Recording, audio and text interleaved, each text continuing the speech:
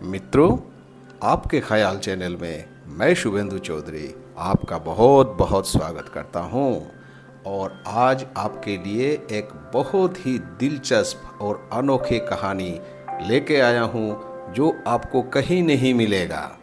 हाँ, तो शीर्षक है बानर किलक कथा और इस संदर्भ में आज का जो महत्वपूर्ण शीर्षक हो जाता है वो है स्वधर्म, यानी कि अपने कर्तव्य कर्म। इसमें गीता के तीसरे अध्याय के 35 नंबर श्लोक में भगवान ने बताया है, स्वधर्मे निधनं श्रेय परधर्मे भयावह।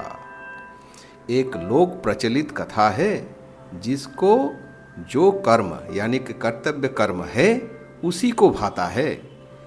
इस संदर्भ में विष्णु शर्मा जी ने उनके पंचतंत्र में एक सुंदर कहानी लिखे हैं जिसका नाम है बानर किलक कथा। आगे सुनने से पहले आप अगर नए हैं सब्सक्राइब जरूर कर ले। किसी एक जंगल में काठ काटने वाले लोग काठ चीरते थे। एक दिन मध्याह्न के समय काठ चीरने वाले उनके असमाप्त कार्य को छोड़कर आहार और विश्राम हेतु अपने आस्थाना में चले गए। ठीक उसी समय एक वानर के झुंड वन विहार करते हुए उस जंगल के उस जगह पर आ पहुंचे। काठ चीरने की यंत्र इत्यादि देखकर उनको बड़ा कौतूहल हुआ। झुंड के सरदार सोचने लगा, क्या मनुष्य की बुद्धि हमसे भी अधिक है? ये मनुष्य अनायास कार्य अनर्थक करते हैं, वे काठ क्यों चिढ़ते हैं? अगर काठ चिढ़ना ही है तो आड़ी से ही चिढ़ा जा सकता है। फिर ये चिढ़े हुए काठ के बीच बीच में क्यों किलक ठोक ठोक कर मारते हैं? बुद्धिहीन मनुष्य के ये अनर्थक कर्म उसको सहन नहीं हो रहा था।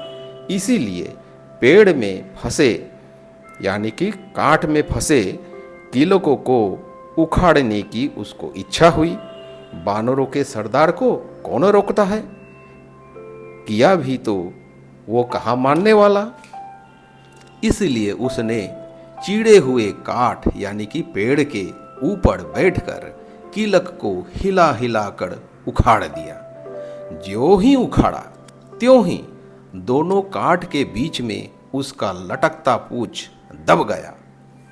फिर कहा जाए, ऐसे ही असहनीय दर्द खींचने पर और अधिक पीड़ा।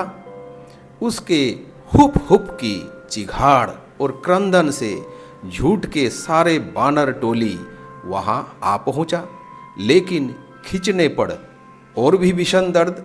अंत में काठ चीरने वालों के हाथों पकड़े जाने से बेचारा बानर को खूब पिटाई खाना पड़ा, जिसके कार्य उसी को न करने देकर यदि अन्य कोई उस्तादी या दलाली करने जाए तो उस बानर जैसा ही दुर्दशा होता है।